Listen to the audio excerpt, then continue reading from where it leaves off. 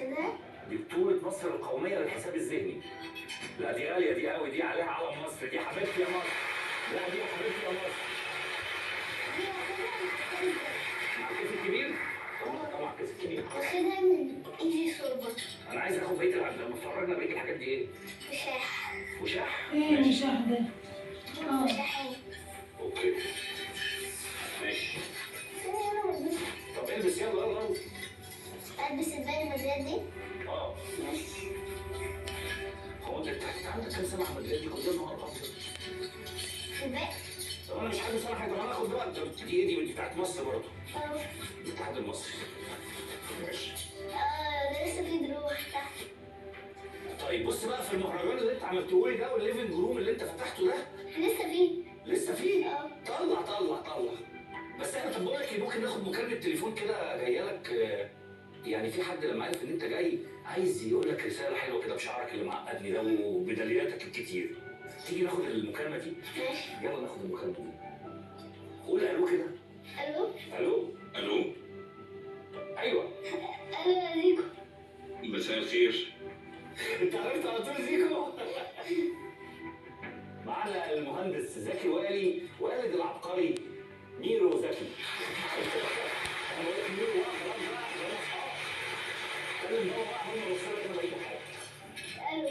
ازاي حضرتك انت منورنا ويعني ربنا يبارك لك فيه وبسم الله ما شاء الله دمرني. دمرني ربنا يخليك. بشكرك انك اتحت لنا الفرصه الجميله دي وانك استضفت عمر مع حضرتك في البرنامج. طبعا عمر واحد من المواهب المصريه الكتير اللي موجوده في مصر. عمر من هو صغير ما شاء الله كان باين عليه الذكاء في الحساب وفي الرياضه. طبعا بفضل مامته كمان، دي اهم حاجه هي اللي ساعدته. طيب ممكن اعرف من حضرتك شويه تفاصيل كده عشان هو يعني متحفظ شويه، فانا بس عايز اعرف منك شويه تفاصيل كده. يعني انا عايز اعرف، يعني انا بصراحه انا جبت الاله الحاسبه وقعدت اكتب وانا بدوس على زرار الاجابه هو كان انا سامعه بيتمتم الاجابه اللي بتظهر على الشاشه، فانا عايز اعرف انت امتى اكتشفت عنده الموهبه ديت؟ هو المفروض عمر وهو عنده 4 سنين بدأ يبان حبه في الارقام. مامته تبنت الموهبه دي واكتشفتها بدري، بدات تنتبه للحكايه دي، خصوصا ان انا اغلب الوقت مسافر بره مصر. واحده واحده مع الممارسه والمتابعه الجيده من مامته.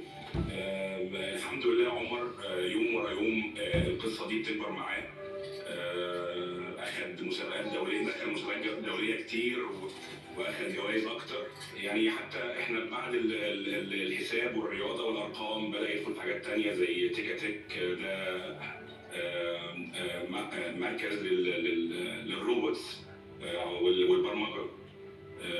حبينا برضو نقوي فيه حبه